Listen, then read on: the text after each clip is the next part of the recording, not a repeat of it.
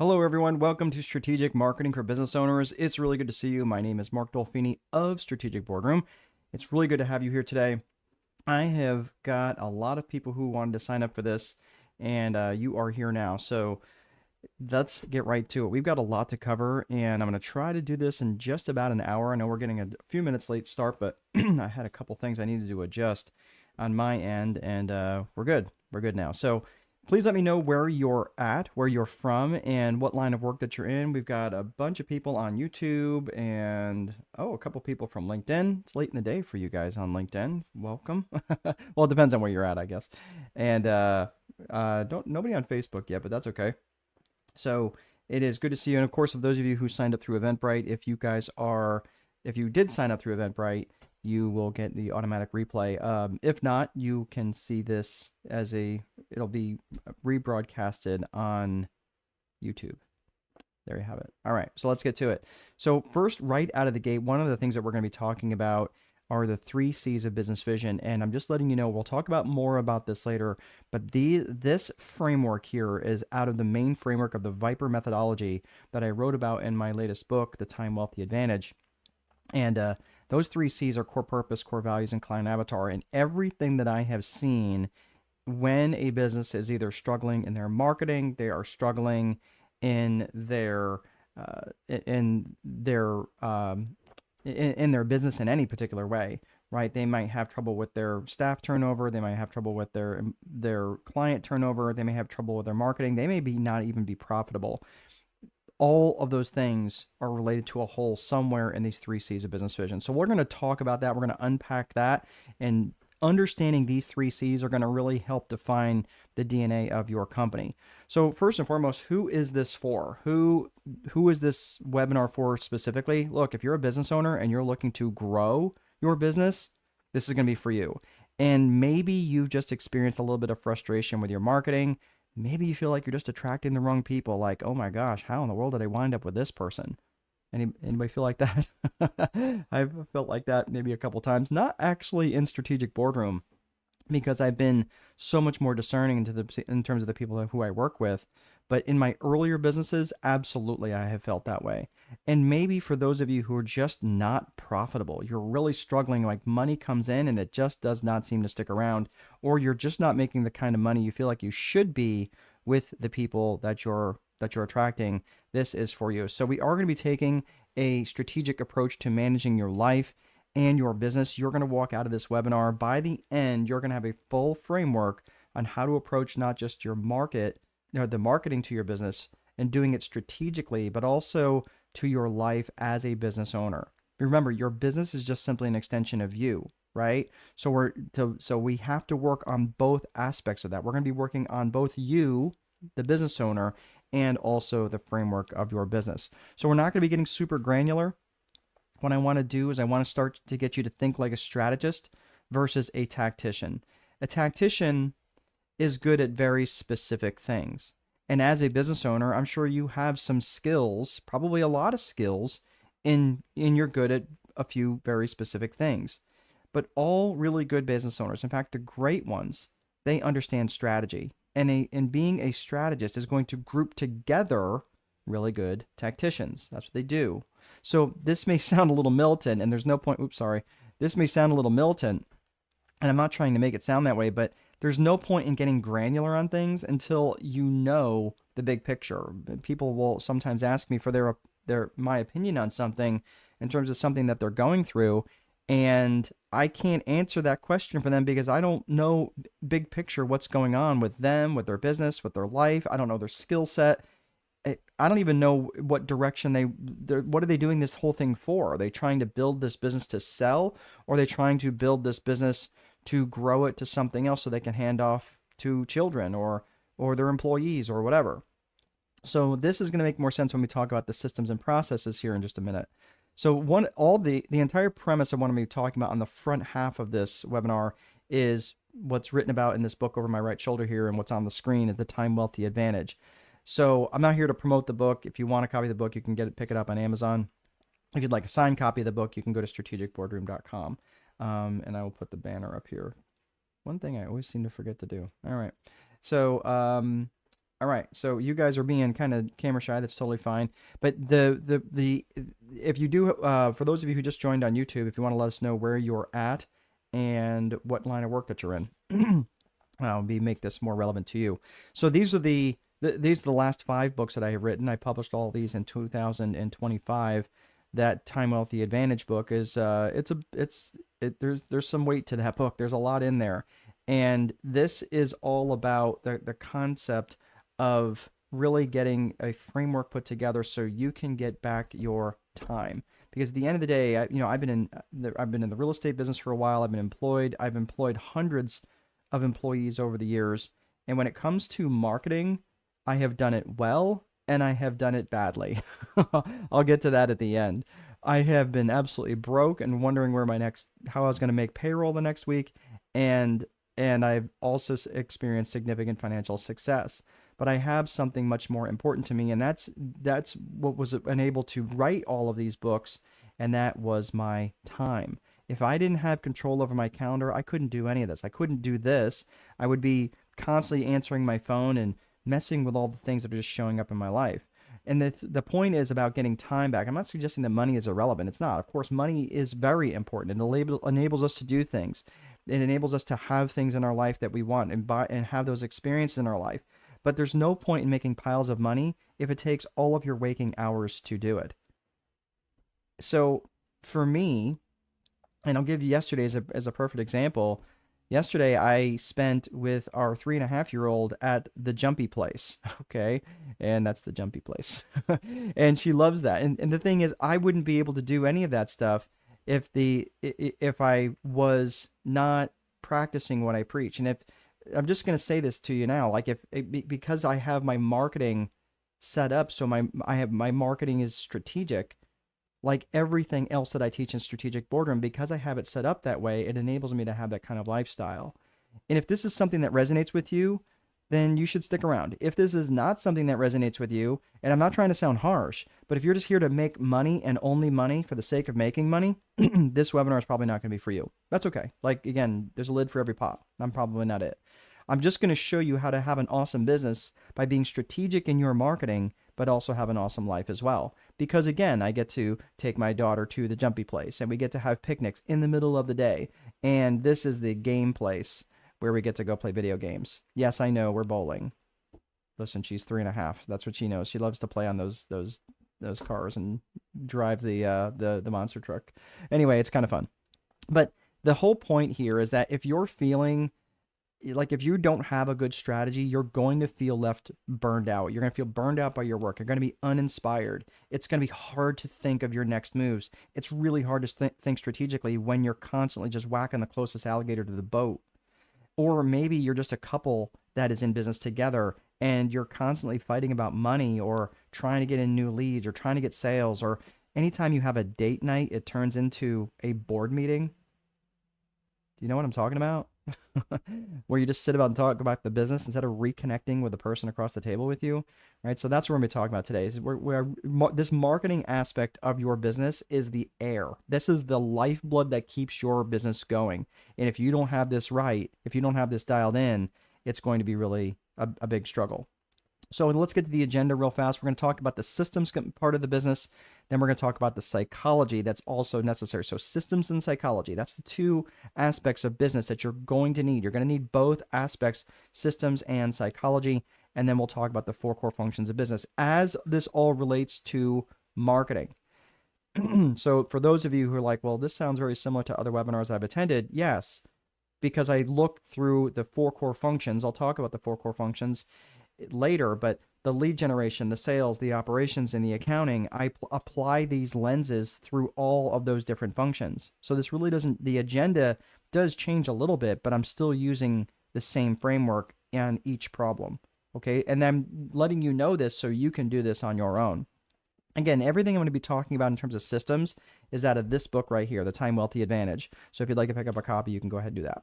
All right. So let's get to the Viper method. The Viper method is a framework. It's a strategic framework about how you're going to set up your business, and not just your business, but your life as well. And you're thinking, well, why does he keep bringing that up? Because the thing is, I don't want you getting trapped in a business that you can't escape from. I don't want you creating a high-paying job Yeah, being high paid is great, but not if you have to spend all your time doing it.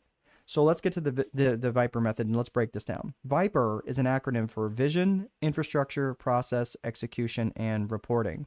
And this is really critical when you're thinking about setting this up from a top-down perspective. This is how you do this. They're both from a business owner's perspective, from life and business. So let's look at vision. Vision has two components, and it has personal vision and it has business vision. The personal vision is specifically about where it is you want to go in life.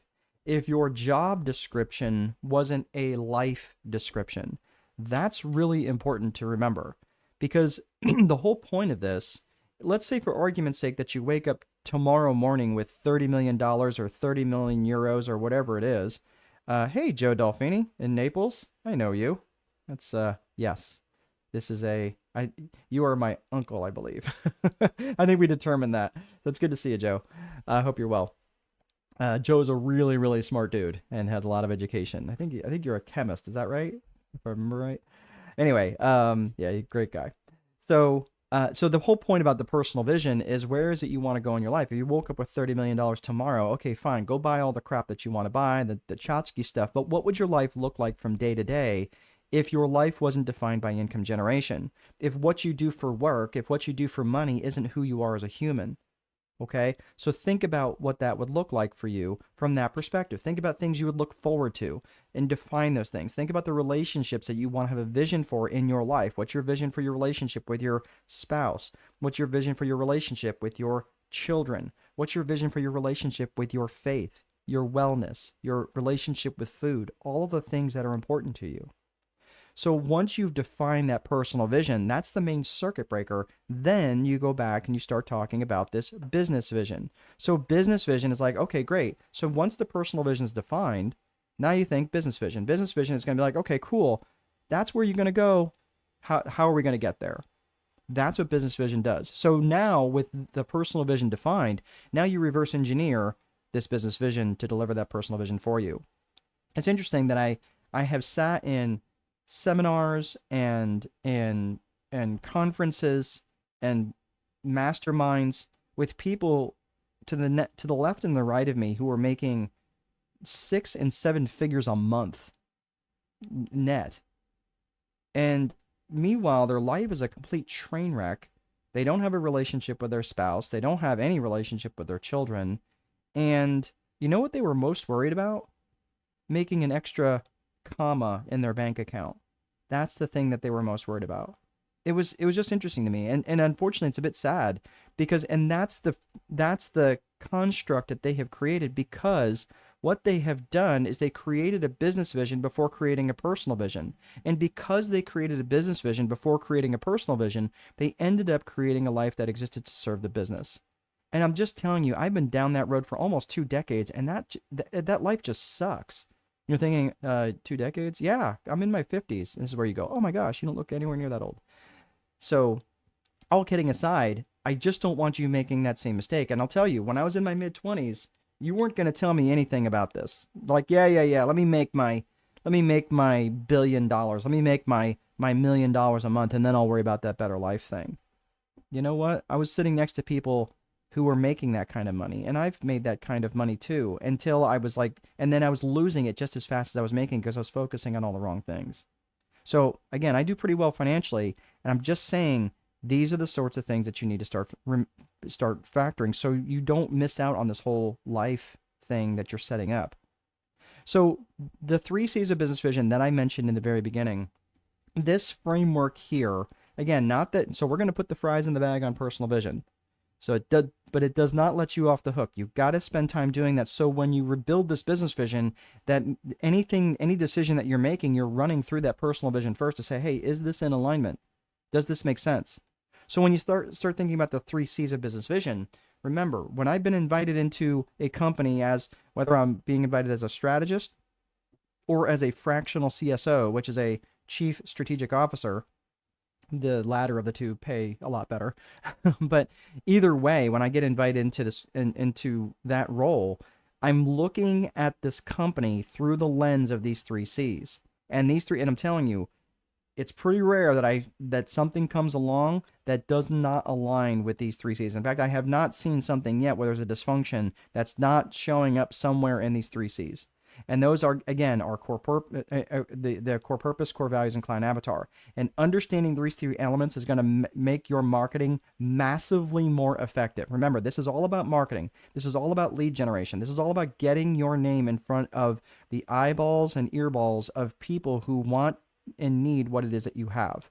So it's your job to make sure that you're showing up in the best way that is most likely going to be attractive to them.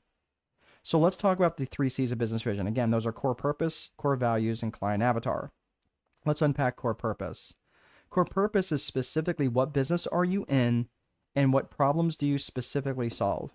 And it's really important that you be highly specific in your answers. If you're not specific in your answers and you're just kind of like, well, I'm in real estate, that doesn't tell me a whole lot.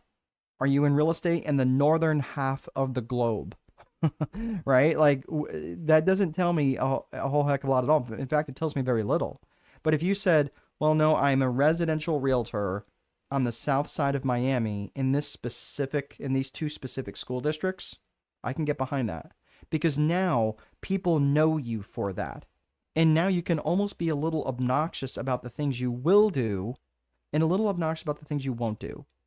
So again, this is where you start saying, you know what? This isn't really what I do. Think of your core purpose. Again, many businesses, and especially many business owners, they have a lot of things that they do. They have a lot of skills. They're like, well, we do a lot of things.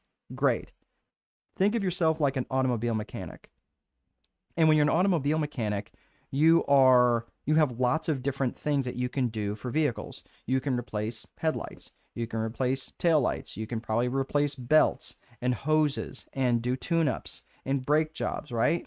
You can probably rotate tires. Will you change oil? Sure. Will you do transmission work? Probably not. Probably not. And the reason you won't do transmission work is because for most vehicles, transmissions are highly specialized pieces of engineering that most general mechanics just don't know how to mess with. Or if they do, it takes so much excess time for them that it's not worth for them doing. So they'll farm that out, or they'll just refer that to someone else who does that and only that. So I want you to start to think about yourself as a mechanic. These are the things we do. These are the things, this is the lane we'll stay in. And as a mechanic, will your mechanic work on passenger rated vehicles and get them roadworthy? Sure. Will they work on dump trucks? Probably not. Will they work on lawnmowers? Probably not, because they can't charge enough to make it worth their while. You see what I'm thinking? The line of thought that I'm bringing here? I want you to think of yourself like that and stay in aligned with that core purpose and be really clear about that. Because anytime you're going to struggle in your marketing is when you're trying to bring too many different things in front of your avatar. It makes it very confusing. My core purpose specifically, I like working with married business owners, generally people who are Christians, but not always, but married Christian business owners who have kids at home who are struggling in profitability and managing their time, who have basically are buried in work and just really struggling with their calendar all the way around. Those are the folks who I really like working with. And I'm really dialed in terms of how I help them with their lead generation, with their sales, with their operational efficiency, and with their accounting. That's the lane that I stay in. If they started asking me about tax accounting, I can't help them. If they start asking me about certain laws, I can't help them. If they start asking me about HR functions, I don't really know the laws that well, but I do know those 4 main functions: lead gen, sales, operations, and accounting. So that's why I lean on experts in the field to help me in those different areas.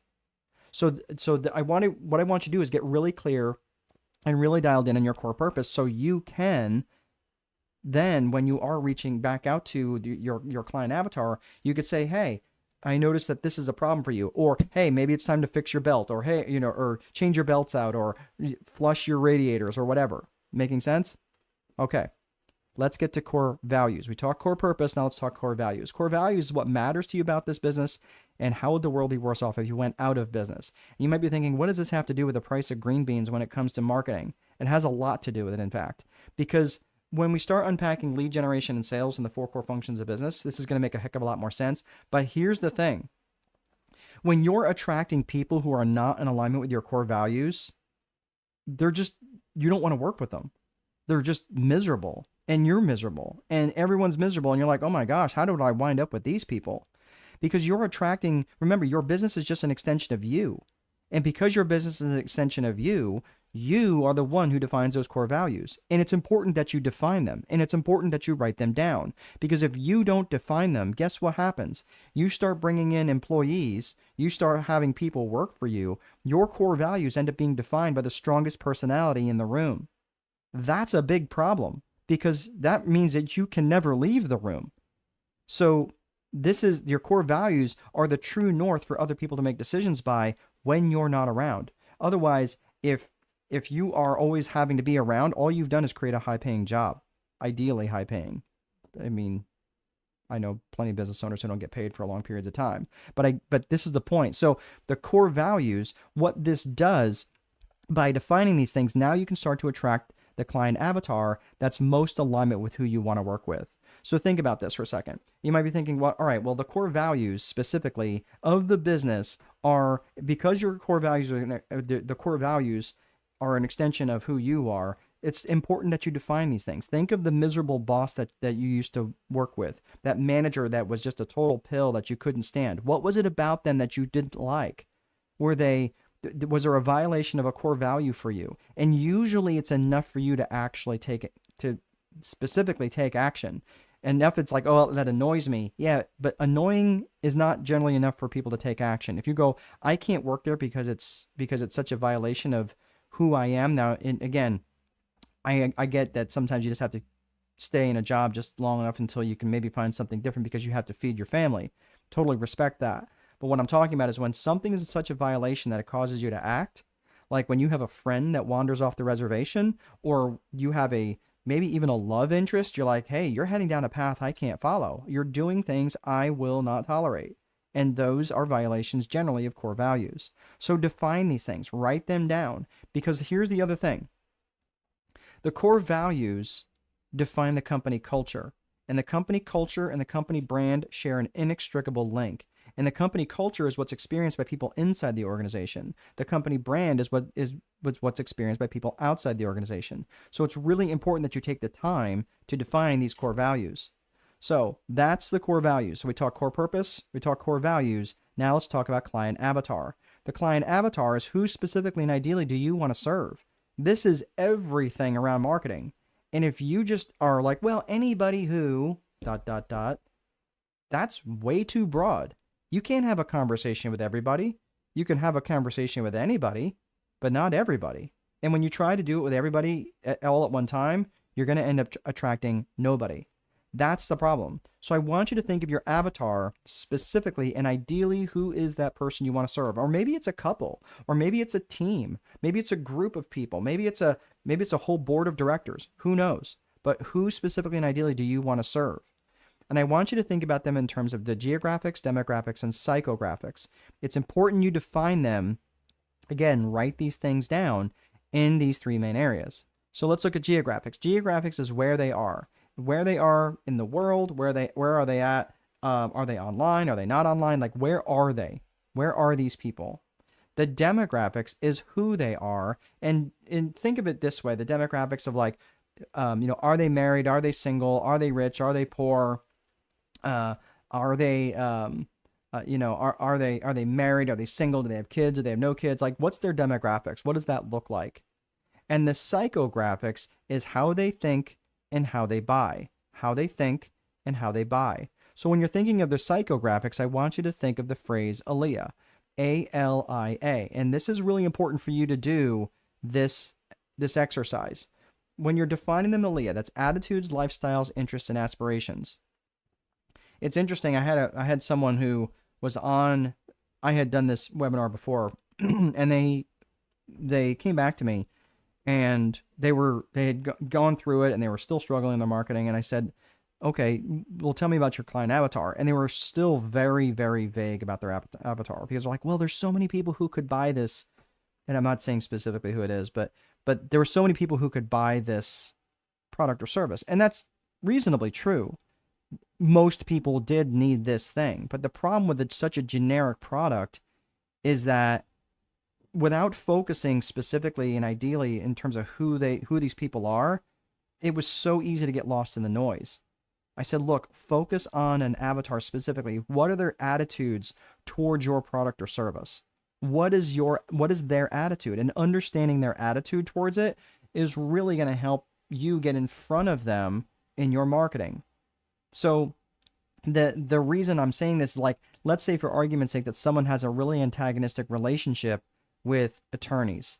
Like I have a good relationship with my attorney and the attorneys who have worked with me, but I generally don't like attorneys. I think there's a lot of problems. They cause a lot more problems than they fix in the United States. That's just me. But the thing is, with their attitude, if someone knew that attitude about me, they could come in front of me and say, hey, I know you might think that attorneys are kind of greasy and cause a lot of problems in the US, but they also do bring a lot of value. Does that make sense? So it really makes sense for you to understand their attitude and wrap that into your marketing. And in fact, that would make a great hook. That would make a great headline to get people in front of them first. So when you're starting to think about their attitudes, that's a great way to know how to market them up front. And I'm going to talk about different degrees of traffic temperature here in a little bit. So this is really important too, is if you know their attitude and you can match their attitude with their traffic temperature, it will really make your marketing, it'll make it magical. How about that? So the lifestyle is important too. So knowing their lifestyle, do they travel a lot? Are they young and jet setting? Are they older and they have grandkids? Where are they at? Are they middle aged and have teenagers? What are their interests? Do they like American football? Do they like European football? Do they like NASCAR or Formula One? Where are they in terms of their interests? And finally, is their aspirations and goals. And again, when it comes to marketing, when it comes to being strategic in your marketing, I would say, honestly, understanding their attitudes and understanding their aspirations and their goals is probably the two real gems that if you can and get in front of them in terms of knowing what their aspirations and goals are, and you can talk to them that way, that is really, really powerful. Because if you and your product and service can solve their problem that gets them closer to their aspirations and goals, it's like a license to print money. Now, maybe your product or service doesn't directly help them reach their aspirations. That's fine. They're probably not your avatar. But for the ones who are, then you have a real ability to solve their problem. So that's why, hey, are you trying to make more money in your business? Oh, yeah, I am actually. Okay, now you're leaning in. Let me show you a few things that you might be able to do that in the next few weeks. Reduce the time commitment. Let them know that it's not going to take forever to do this. We're not talking years. We're talking potentially weeks or months. So this is the sort of thing where you when you're bringing this down in the client avatar and these 3 C's of business vision of core purpose, core values, and client avatar, listen, you've got to write these things down. The other person, the point that I wanted to make with that other individual, I was going to ask them, like, hey, why are you still struggling with this? They hadn't done any of this exercise. And very few people actually do. Very few people actually take the time to write these things down. I'm telling you, from a 1 to a 10, how clear are you at in your core purpose? 1 to 10, how clear are you in your core values? 1 to 10, how clear are you in your client avatar? And for all 3 of these, rank yourself. But I'm just letting you know, you cannot rank yourself more than a 5 if they're not written down. It's that important, because our mind will trick us and our mind will wander over time and swear to God up and down that was what we thought our core purpose was. And all of a sudden it starts wandering. So you've got to be really clear about what these things are and take the time to write them down and do the research. So that's the vision component. So the vision here, that is the, again, personal vision and business vision. Let's talk about the next component in the Viper framework, which is infrastructure. Infrastructure, that we're going to speed up here a little bit just because there's the rest of this really isn't related to marketing, but it does have there is a marketing component to this. So when you're talking infrastructure, again, you're building this business from a strategic perspective. The infrastructure component is it's basically the bones of the business. It's the back end infrastructure that runs it's all the things like your checklist, or I'm sorry, your desks and your chairs and your computers and your phones, software, websites, payment processing systems, and things like that. In the context of marketing, This is this when you're looking at specifically at infrastructure, you're looking at like CRM, your customer resource management tools. And those are things like Pipedrive, Go High Level, HubSpot, and Monday.com. I personally use Pipedrive. I know a lot of people use Go High Level. Either, I don't care what you use. You could use the back of a towel if you want to write it on there. But the point is you need something that's going to utilize and really leverage your ability for when you're bringing these people into your infrastructure, and when you're bringing these people in with your lead generation, you need to have a way of capturing them and stay on top of it.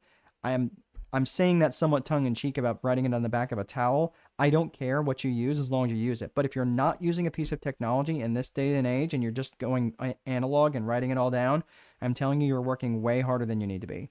And this is where you're starting to put in a lot more process because your infrastructure is weak. So when you're looking at infrastructure, again, there's other pieces of software and websites that you need for sourcing software, finding the people that you're actually trying to market to. And this is, you can use LinkedIn Navigator, Apollo.io, you can use Lead IQ. Any of those are actually really good. LinkedIn Navigator is specific to the people who are on LinkedIn. However, where Apollo or Lead IQ, those tend to look at the universe of people that are out there. When you're looking at different software automations and integrations, again, you're looking at things like MailChimp and Constant Contact. Those are email automations. Those are phenomenal infrastructure pieces that you can add in. And again, you don't need all of them. You just need one of them, right? And I'm not saying like MailChimp really isn't a CRM, but if you do have a CRM that can connect and chat with MailChimp or Constant Contact, that's actually really nice. And if they don't, you can use tools like Zapier or Odoo to connect those different pieces of software and those automations. So infrastructure is really critical, but you might be saying, well, if it's so important, then why does vision come first? I mean, we're talking about our business here, right? Why wouldn't infrastructure come before vision? You're like, well, then it wouldn't spell Viper. yeah, true. But vision does need to come first, because I'll give an example. So let's say, Larry's vision for the future is for him to lay on the beach in Spain for 2 months out of the year, rubbing cocoa butter on his belly. Okay. If he designs an infrastructure where he is required to return emails and phone calls in a timely manner, that's going to be a terrible experience for him when he's trying to lay on the beach for 2 months out of the year, rubbing cocoa butter on his belly. So you have to have this infrastructure that's going to be designed, that's going to deliver your vision for the future. That's why infrastructure comes second. So we talked about vision, we talked about infrastructure, let's talk about process. Process is simply how you do stuff. And you're looking at it from two components. You look at tactical and strategic. Tactical process is not that complex. It's just how you do stuff from day to day. So it's your standard operating procedures. It's your opening procedures, your closing procedures, things like that. And it's how often you do your marketing. What things are you going to utilize? Like, again, you come in, what is your marketing going to be doing? And I'm going to say this a couple times, but you have to be spending probably at least half of your time on your lead generation in your business, especially if you are looking to grow. If you're not spending at least 60 to 70% of your time on your lead generation, and I say that's a minimum, you're probably going to struggle with growth. I'm saying so much of your time and effort has to be based around lead generation that if you're not spending enough time on it, you're not going to grow as quickly as you want. So this is where you're going to have these standard operating procedures that are going to be designed towards that lead generation function. And again, but it could be around anything. It could be around opening procedures, closing procedures, how you prepare bank deposits, how often that you're going to post stuff through another tool called Metricool. Metricool actually does automatic posting on all different social media outlets. It's absolutely fantastic. I learned that from my friend Rachel Peterson, who is an absolute genius when it comes to marketing. And I learned a lot from her, and I've learned a lot from a lot of different people. She's a legit genius, and there's a lot of really smart people in marketing out there. But you know, at the end of the day, you have to execute, and you have to have standard procedures that you're going to do things every single day. Otherwise, it's going to be random acts of marketing, and that's what you want to avoid. So the other things, it relates to checklists, it relates to day-to-day activities. That's all tactical process. When you're looking at your strategic process really relates to strategic planning. So if you think about the infrastructure and the tactical process that you created, that's your system for the business. That's like you just built this ship. You built this battleship. Okay. Now you don't want to just leave the battleship just moored to the harbor. No, you want to take it, unmoor it from the harbor and take it out of the bay and go into deep ocean. That takes strategic planning. You don't want to just leave that boat, that ship, that battleship just moored to the harbor and then get blown around and get battered around by whatever economic winds happen to be blowing across the bay. You want to be really strategic with your business. And that's why it takes driving it in a very specific direction. And that takes 3 components. There is a people, purpose, and promotion components to strategic planning. The people is, who are you targeting? Who are you going after? Who's the client avatar that you're seeking? And who are the people that you're going to need to help affect that strategic plan? That's really important to consider in the strategic planning process. When you're looking at the purpose, you're looking at strategic purpose. And that strategic purpose should also be in alignment with your core purpose from the 3 C's of business vision. So when you're looking at the purpose, you're looking at things like, okay, what is the strategic purpose? Am I trying to launch a new product? Am I trying to launch a new service? Am I trying to grow my existing market share? Maybe I'm trying to attract a totally different avatar that I had before. Okay. Whatever that is, it's really important that you get really clear on what the purpose of the strategic plan is and make sure it aligns with the core purpose, because you don't want to wander and get this shiny object syndrome and it's too far out of alignment of your core purpose. That would be as if like Starbucks started selling chainsaws. It doesn't make sense. It's like, why are you selling chainsaws? Well, because we can, right? It doesn't make sense. So you want to make sure that the strategic purpose is in alignment with the core purpose. The last one is promotion. Promotion is just where you're saying things a lot. Okay? You're repeating yourself a lot to a lot of different people. And this is a really important consideration in promotion, because if you're not saying things often enough, chances are you're not saying it often enough to the avatar or the target audience, or you're not repeating yourself often enough internally to your staff. And I hear this a lot, especially with business owners who are these visionary types, and they come into the office with the idea of the day, because when they were standing in the shower, they had a new idea to take their business in. So you've got to be saying the same thing, and you got to be saying the same thing a lot of times. So that's what the basis of promotion is. So we'll just leave that there. So that is process. That is both tactical and strategic. Let's get to execution. This is one of my favorite quotes by General Patton. A good plan violently executed now is far better than the perfect plan executed next week. The reason this has a spot in the entire methodology is because when it comes to plans, most plans fall apart in execution. And the reason for that is because business owners, as much as I love you, my brothers and sisters, you have way too many priorities. You have those to-do lists of 49 items that you're going to try to get done today. And generally what happens is, because you have too many priorities, it has the same impact as having none. So this is why when I put these things together, I come up with a daily 5. And the daily 5 are up to, say it with me now, up to, one more time, up to 5 highly specific actions that you can take, which are going to move the needle towards your vision or your strategic plan. One of the two. And I say up to 5 because when you try to have more than 5, it just gets very overwhelming. In fact, I cannot maintain the pace of 5 for more than a day or two. For me, the sweet spot is daily 3. And I work Monday through Saturday, and most of that time I spend in research or reading or putting together new courses or writing books or something like that. I'm working on my next book now, which is my 9th book.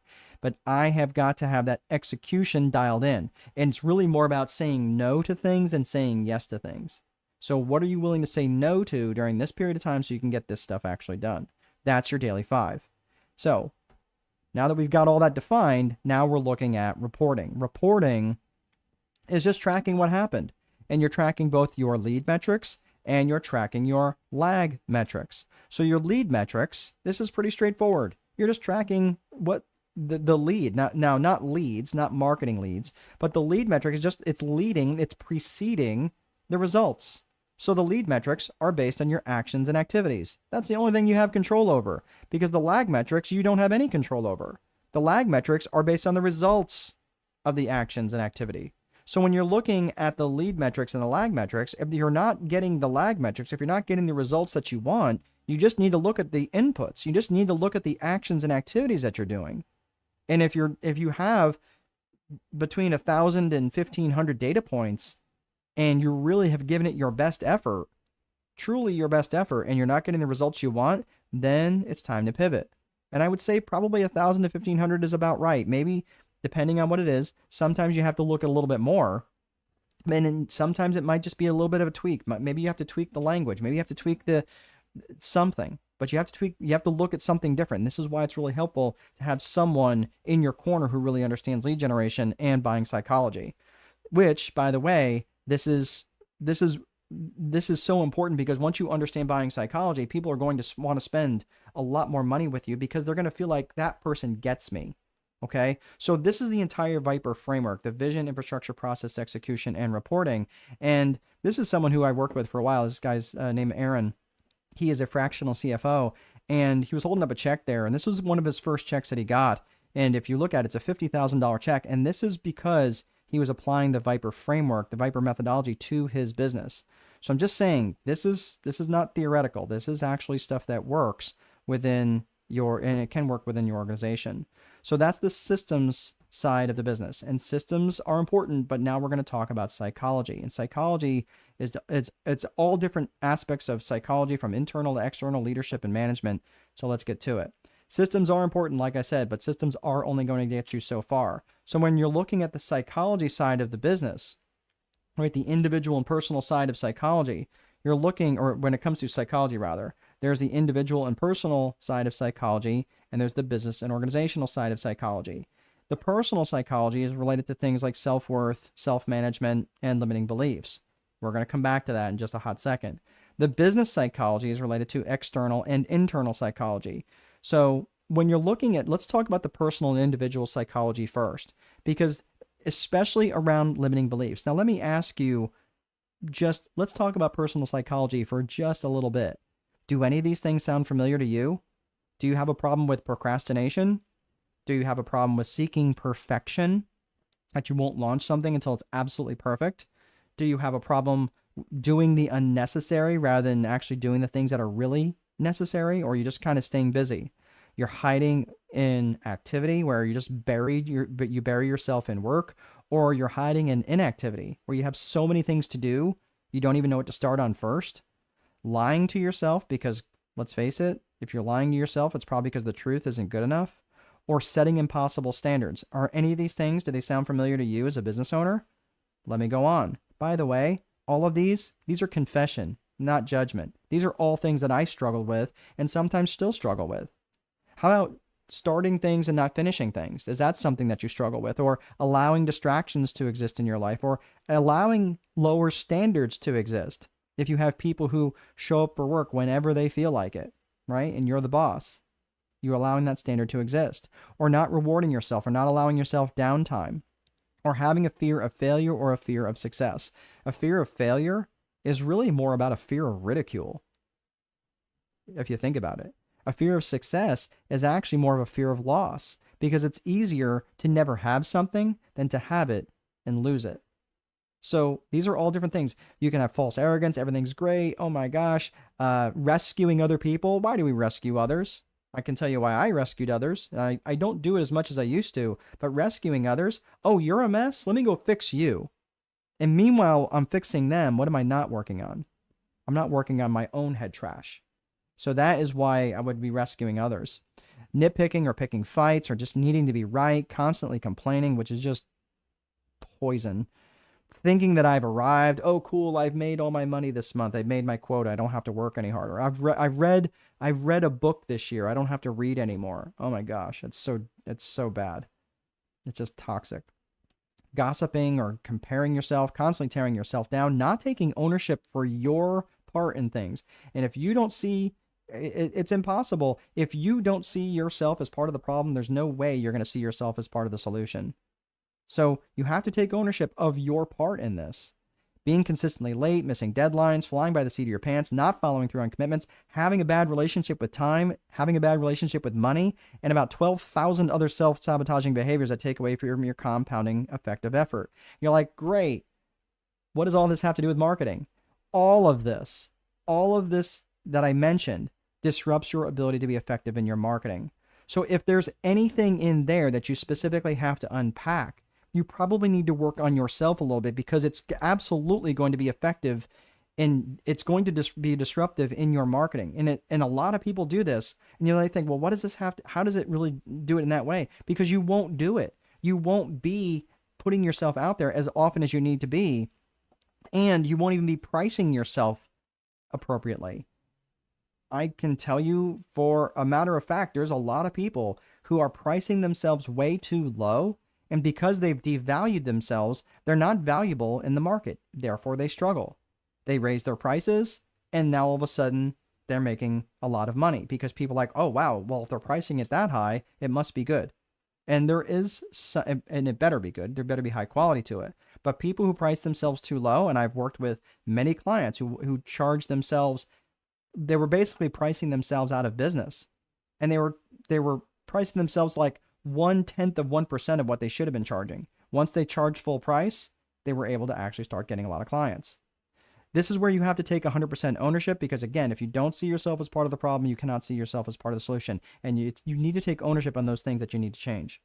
When you get to the business psychology, and this is the business and organizational psychology, this is the internal and external components of business psychology. So you're looking at internal and external. Internal things are like management and leadership, and these are all things that we talk about in Strategic Boardroom. But external are things related to vendors and politics. But today, for specifically what I'm talking about in marketing, is about buying psychology. Now, I want to make this clear, and I'm not going to be talking about the other components of business psychology. But when it comes to buying psychology specifically, I want to change something for you right now. Your job is not to provide good service.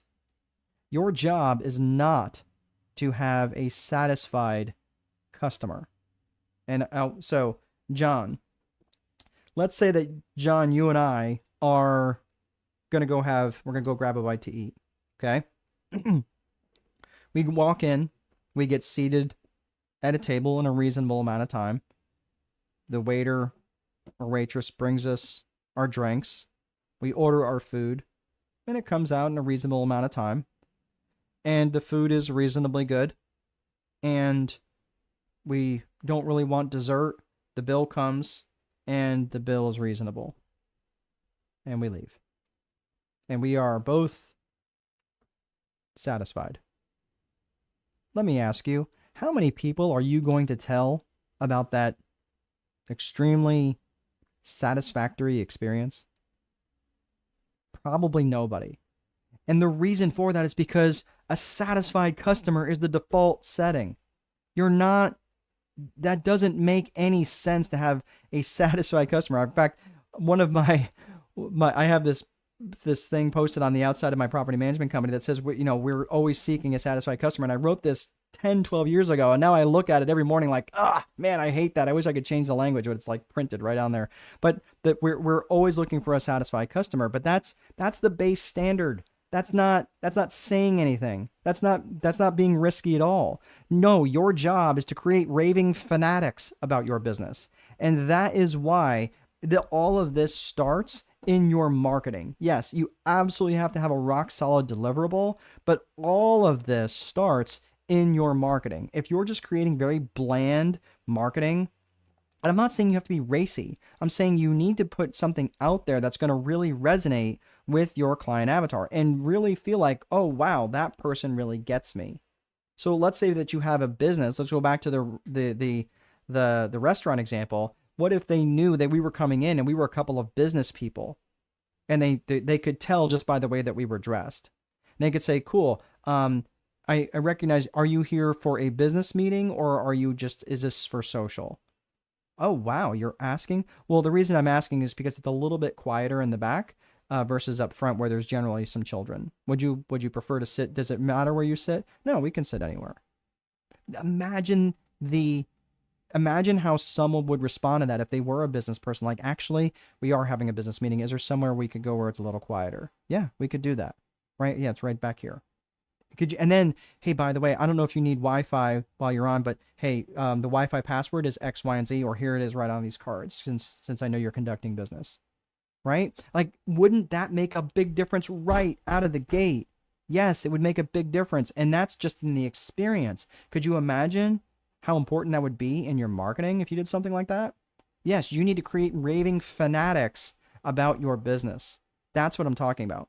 So this is where it's important to start talking and start considering where these traffic sources are coming from. And there are 4 types of traffic. There are 4 types of traffic, and they are frozen traffic, cold, warm, and hot.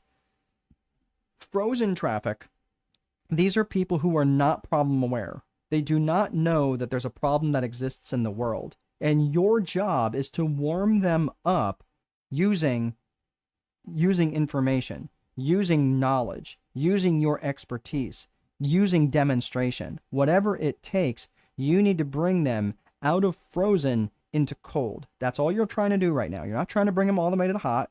You can't do that automatically. Okay? So Schmidt is saying you are a small engine mechanic. Excellent. Glad you could join us today. So, and let us know where you're from, Schmidt. So, I'll use this example. I'm going to take a quick sip of my water here. And Schmidt, Victor. Oh, maybe you're Victor Schmidt. That would make more sense. From Fort Lauderdale, but live in Nashville. Oh, I got some good friends who live on the south side. So very good. Glad you can join us here today. So what we're talking about right now is the 4 types of traffic. So let's look at it from this perspective. Have you ever logged on to your, into Google or something, and there's an ad, and you know it's an ad, and it says 7 ways cucumbers are going to kill you. By the way, this includes pickles in little parentheses. You're like, crap. Honey, didn't we have pickles on our hamburger last night? Yeah, we did. 7 ways, and you know it's an ad, but you go ahead and click it anyway. 7 ways cucumbers are going to kill you. And then it starts out with this advertorial. It starts telling you the history of cucumbers. It tells you, and by the way, everything about cucumbers I'm about to tell you is completely made up. I don't know anything about cucumbers except they're green and you make pickles with them, or they're made into pickles. So you've got this, you get this tutorial on the beginning of cucumbers and how cucumbers came over from Spain and they were now grown in Argentina and they're grown in this certain type of soil. And 92% of all cucumbers come and are imported to your country from Argentina. And you're like, great. The problem, ding, ding, ding, problem aware now. The problem is that most cucumbers that are grown in Argentina are sprayed with a special chemical because they have to be when they're imported to get this certain bug off of the cucumber so that they don't infest inside the cucumber. Okay, fine. So now, is there a problem? Well, yeah, the problem is that chemical that they use can cause buttworms. Okay, I don't want buttworms. Okay, so now you are just now officially made problem aware. You are now officially cold traffic. Now, are you ready to buy anything yet? No, but you're probably going to keep reading because now you don't want buttworms. So now you're reading this and you're going through this whole thing and you're just waiting for the pitch. So you're like, okay, 7 reasons why cucumbers are going to kill you. Crap, this includes pickles. Now I'm reading about Argentine cucumbers that are sprayed with a special chemical and it's going to give me buttworms. Well, what can I do? Well, what you can do is not buy your cucumbers from Argentina. You can buy them grown locally in the same type of soil, and they're grown organically, and they're not sprayed with a certain chemical because they're not imported. And because they're not being sprayed with this chemical, they're not going to cause buttworms. You are now solution aware. The solution is you're going to buy organic cucumbers. Okay? You are now warming up. You've been warmed up from frozen traffic to cold traffic to warm traffic. Are you ready to buy yet? No. because they don't even know who you are. Now, since you don't want to buy these Argentine cucumbers because of the chemical, and the chemical causes buttworms, but you buy them organically that are grown in a certain type of soil, they're not sprayed with this thing. And by the way, just down the road from you happens to be a farm that sells these types of cucumbers. And by the way, they also have an assortment of pickles that can be drop shipped direct to your door. You are now hot traffic. You are now hot traffic. So you are now problem aware, solution aware, and now you are aware of that company. You are now officially hot traffic. So does this mean you're ready to buy? It absolutely does not mean you're ready to buy. Hot traffic means that they're aware of you, but it may take them a while to actually buy, because even though as soon as you got down to a certain part of the video or whatever it is you're watching, or maybe you're reading in the article, you get to that certain point, and now the timer pops up. And by the way, if you order two, you get two for the price of one, and blah blah blah. All this gimmicky stuff, right, starts showing up, which by the way is also very clever marketing. But hot traffic does not mean they're ready to buy. There's actually what I would consider that. So there's 3 traffic types that generally everybody can agree to. I created the other 2, which is frozen and boiling, because boiling traffic actually represents desire, because traffic temperature won't matter at all if there's no desire present. If I have no desire to buy pickles or eat cucumbers, it won't matter how clever my marketing is. I'll be like, cool, I learned something about cucumbers, next. So there has to be desire. So it doesn't make any sense. This is why you have to understand your avatar, because if the avatar that you're marketing to really likes to eat healthy and doesn't want to get buttworms, which I'm assuming most people don't, but let's say that hey, by the way, these cucumbers are non-GMO, right? Non-genetically modified. And you're like, oh, yeah, I'm kind of down that road. I don't want to eat genetically modified food. And I like that this guy who's selling these is local to me. He's only 10 miles down the road. I could actually go visit his farm. Okay, so what I'm saying is you cannot create desire in your marketing. Anybody who's tried creating desire has failed epically. But when you tap into the desire that already exists, it's like trying to say, well, don't you want to eat healthy? No, I have no desire to eat healthy. Okay, don't you want to quit smoking? No, I actually enjoy smoking. My mom enjoyed smoking for years. It definitely was part of what killed her, but that's the thing. Like, she enjoyed it. She had no desire to quit smoking. And so there has to be desire in order for that, because you can bring them all the way to hot traffic, but it's not going to matter unless there is desire. Okay, so you might be thinking, well, how do you tap into the desire? Well, there's a way that you can consider desire and how you start thinking in the context of your client avatar and how to start tapping into their desire. And that is through the 15 reasons why people buy. Sorry, that's mislabeled at the very top. I'll have to fix that. But the 15 reasons why people buy this thing. So I'm going to take this all the way down. And this is, again, how you start, you start thinking about how you can tap into their desires.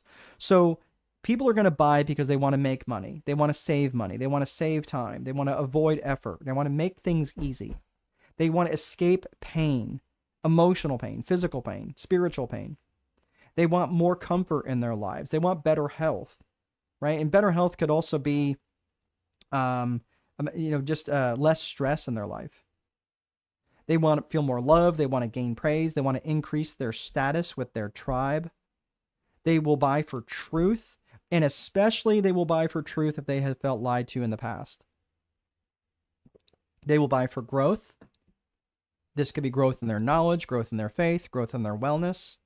They will buy for novelty. They will buy because something is new and only because it's new. They will buy just to be in more control or more certainty, more perceived certainty. And they will also buy to be in contribution to others. So the reason why I'm putting this up, and you can take a picture of this graphic, and then you've got a little bit of homework to do, assuming that your client avatar has been defined. You can't do this until your client avatar has really been defined. And by the way, it needs to be written down, right? You're defining them geographically, demographically, and psychographically. Remember, we talked about that in the 3 C's of business vision.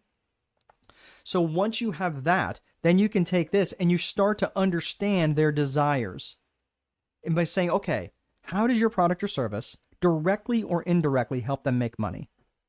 That's going to help you understand their desires a little bit. That's going to say, well, it helps them understand, like, well, making money really isn't a big deal for them because they're doctors, but indirectly or directly, like, this is where you're going to start to understand your avatar at a much deeper level. And it's really going to understand their desires in terms of why they may buy from you. How does your product or service help them directly or indirectly make money? That's going to start to key in on some of their desires. How does your product or service directly or indirectly help them save money? That will key into some of their desires. How does your product or service help them save time, avoid effort, escape pain? And you should probably come up with 10 or so reasons for under each of these 15 categories. Now you have 150 different reasons why people are going to want to buy from you, because directly or indirectly, you can help them in one of these areas, one of these 15 areas. And by addressing their desire, you're going to get a client avatar that says, that guy gets me, that gal gets me. And when they say that, that's how you know you've hooked them. And I'm not saying in a hook them in like a bad way. Like you've now attracted them. They're like, oh wow, he's part of me. He gets me. She gets me. That's how the best marketing will work, because you're connecting with that person at an emotional level. So that is the psychology. So we talked about the systems, we talked about the psychology.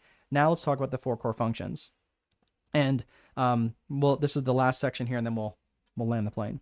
So the 4 core functions of business are the lead generation, the sales, the operations, and the accounting. And your customer's journey through your business happens in that order. So when it comes to the lead generation activities, you have to recognize that 60 to 70% of your activities, your actions and activities, remember in the E of the Viper method, the execution, 60 to 70% of your daily 5, I would say your daily 5 should really be all lead generation activities, but your total activities, 60 to 70% of that need to be around lead generation. So that means if you work a 10-hour day, 6 to 7 hours need to be around lead generation. It's especially if you're trying to grow your organization. And all of those actions and activities should be directed towards creating trust with your avatar. And the fastest way to create trust is to demonstrate competence.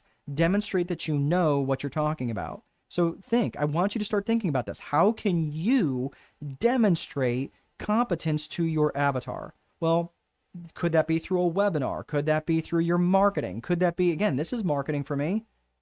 I'm demonstrating competence. Some of you might go, well, I don't know, this guy doesn't really seem to know what he's talking about. Well, no one's left the webinar. Okay. I mean, they've left and they came back, and they've left and they come back. But the thing is, like, maybe it's just an internet connection. But the thing is, how can you demonstrate competence to your avatar? That's going to be really critical, because then they're going to trust you much faster. So the market judges you by your samples. This was something that was written by Claude Hopkins in the early 1900s. When he wrote his book, Scientific Advertising. I think it was published actually in 1929. But he wrote about this because he understood that the market judges you by your samples. The market judges you by what you give away. The market judges you by what you give away for free. That is how you demonstrate your competence to your avatar. So make sure your stuff is really high value. But when you're demonstrating trust, okay, there's these 7 areas of trust, which are really, really important. And again, it comes back down to competence. And again, the 2 main things of trust, the 2 main trees, if you will, of competence and character, these two trees of competence and character, they share the same root system. And the fruits off of each of these trees are born a little bit differently, because the fruit of competence is a little bit differently than the fruit of character. If let's say that I demonstrate high competence, that I really know what I'm talking about, but I'm a real jerk, right? Or I drop a lot of F-bombs, or I talk about not being really nice to my bride, that would demonstrate a lack of character. And I don't care what you know, people are not going to buy from you if they think you're a jerk. If they feel like there's a problem with your character, they're not going to buy from you, or they're going to stop buying from you. That's a real problem when if you're coming in, you're demonstrating a lack of character. So I'm just saying, this is, and I see this an awful lot in networking functions, and I don't go to a lot of networking functions nowadays, but I used to. And I spent a lot of time in networking functions where people would really, it seemed like they were using those functions for an excuse to get drunk. And I'm not here telling you that you can't drink alcohol or anything like that. I just don't. Might have a beer. In the past, I would have a beer or something like that. But I always recognize that when I was drinking, I wasn't at my best. And why would I expect these people to trust me? If I'm there for business, then I'm there for business. I'm not going to sit there and drink. And I'm just saying, I don't think as well. I mean, I know this. I don't drink as well, or I don't think as well. Good goodness. I don't think as well when I'm drinking alcohol. Why would I do that? Why would I impair myself by doing that? And I see people not only get rip roaring drunk, they're demonstrating a lack of character. So the rest of these areas of trust around caring and confidence and commitment and communication and consistency. Again, you've heard of people don't care about how much you know until they know how much you care. Yeah, there's a caring trust component to that. There's a confidence component to that. You have to be confident in your product or service. And if you're not, they're not going to trust you. There is a commitment. There's a commitment component to this. How committed are you to your product or service? How committed are you in your marketing, that the marketing promises that you're putting out there, that you are willing to stand behind it? People will sniff bad commitment. And by the way, I'm just going to go off on a quick tangent on this. I see this an awful lot again, also in small business owners who are entrepreneurs, who are always doing the next thing. They've always got some other thing that they're working on, where the last time you were talking about, they were selling insurance, and the next time you're talking to them, they're selling some essential oil.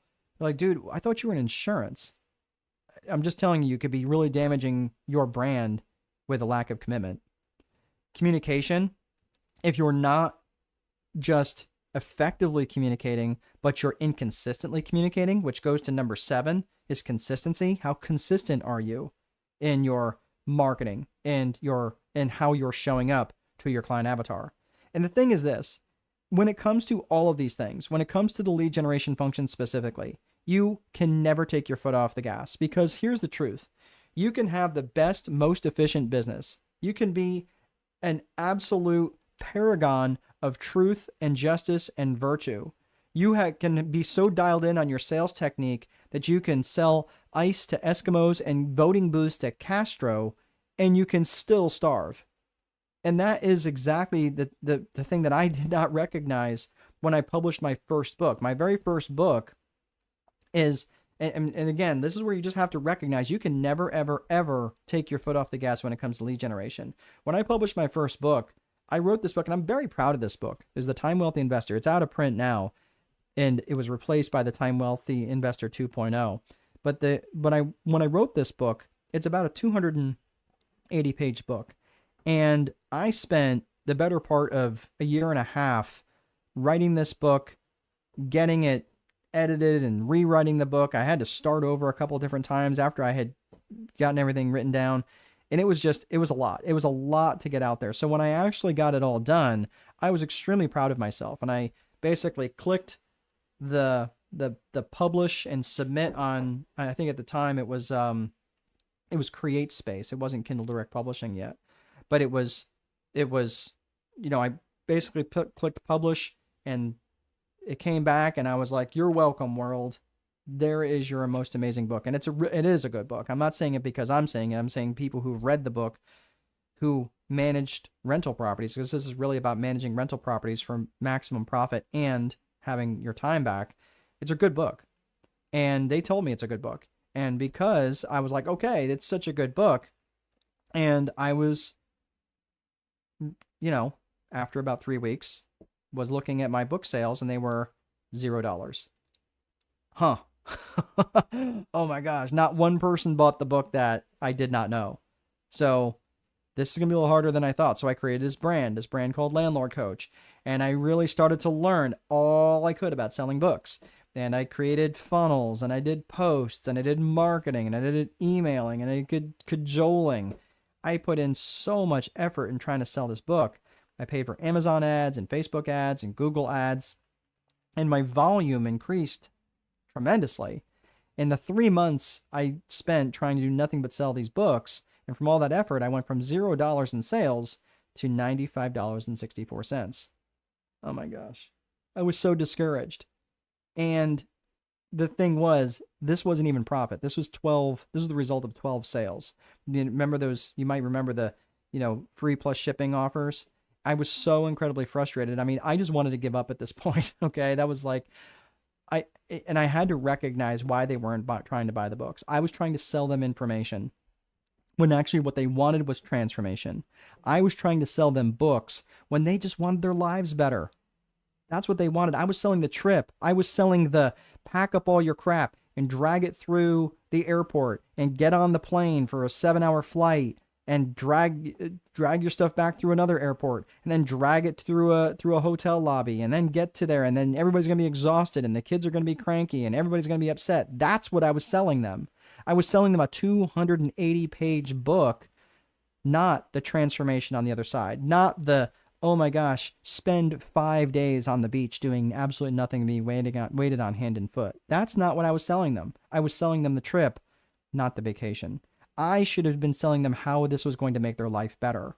That's the crux of marketing. You have to make sure that you're not trying to sell them the feature or the benefit. The feature or the benefit's not going to matter. What will matter here, just hang in, and I'm going to tell you what you really need to be focusing on. But the point is, you have to recognize how much trust plays into that aspect of actually getting them to buy, because they probably didn't buy the book because they didn't trust me. Because sitting down and reading a 280-page book for people who are already time weary, probably not going to do it. But they would if they felt that they could trust me, trust the book enough to actually deliver on that promise. And they may not have even trusted themselves, because how many books have they bought in the past that they still didn't read? So this is why you have to recognize how much trust plays into the equation. And I had done very little to demonstrate trust with the avatar. And again, what I tried to sell them was the feature of the book being, it's 280 pages. There's so much information in there. And it could really get your rental business running better. 280 pages, feature. Really get your rental business running better, benefit. The meaning is what I missed. I really missed the meaning. The meaning is what it means for them to have a better running rental business. The meaning for them is, okay, so you can relax on the beach, so you can spend more time with family, so you can actually do the things you set out to do when you started this business, so you can have financial freedom and feel that you're at the control of your own business. Those are the meanings. And when you understand that deeper meaning that really is to the core of their desires, that is how you're going to make your marketing much more magical, much more meaningful. You have to do feature, benefit, and meaning. You can't just give only meaning, because the feature and benefit give the context. That's why you have to have both. Or I'm sorry, that's why you have to have all three. You have to have feature, the benefit, and you have to have the meaning. And when you give away tons of value, when you demonstrate a lot of competence, when you give away a lot of samples, that's going to allow them to tap into that meaning, that they go, oh, that guy, that gal, they get me. All right. That is all I have. So hopefully this was helpful for you. For those of you, I get a lot of questions like, well, what's it like to work with you? If you are interested in actually working with me, what you can do is you can go to the Strategic Boardroom website. So I'll put that in the link at the bottom. You can see it scrolling across the bottom there, or at least strategicboardroom.com. But if you go to strategicboardroom.com, up to the top right, you'll see schedule a call. And I'll go ahead and put that link in the chat here. If you'd like to schedule a call, and this is if you are over $500,000 in revenue and you're interested in actually working together, generally one-to-one, that's probably going to be more helpful. I don't have any place where you can just buy into this right out of the gate. I would recommend that you and I talk first, just so we can hop on a call and see if we're the right fit for one another. That way we can figure out your marketing strategy. We can figure out your sales strategy. We can figure out your operational efficiency, and we can look at your accounting within those 4 core functions. So if that is something that's interesting to you, you can go to strategicboardroom.com and book a call directly. Just go to the top right, click that, and then you'll have to answer a few questions. It's just only like 15 or 20 minutes. So there's no time for me to sell you on anything. So if you know anything about sales calls, I'm not going to try to sell you on anything. I just really, truly don't want to understand the nature of your business. If you're not quite ready to jump into that, but you would like to look at maybe joining the community, I have a community on Strategic Boardroom on School, and I will put that link in there as well. So you can just go there, check that out. There is all sorts of video training. There are group calls that you can check out that are really, we talk about all this sort of stuff on Marketing Mondays. We actually have a call that we will be starting immediately at 5:30 after this call. If you'd like to be part of that, you can go to strategicboardroom.com, which is school.com. I'm sorry, I said strategicboardroom.com. It's school.com/strategic boardroom. So we have all sorts of classroom trainings. There are group trainings. And for those of you who would like one-to-one trainings, there is also, based on the pricing, there's also one-to-one trainings offered as well. So that's all I have. You've got some work to do. Hopefully I will see you guys again in the future, and hopefully this isn't the last time we see each other. See you guys in the boardroom. Take good care.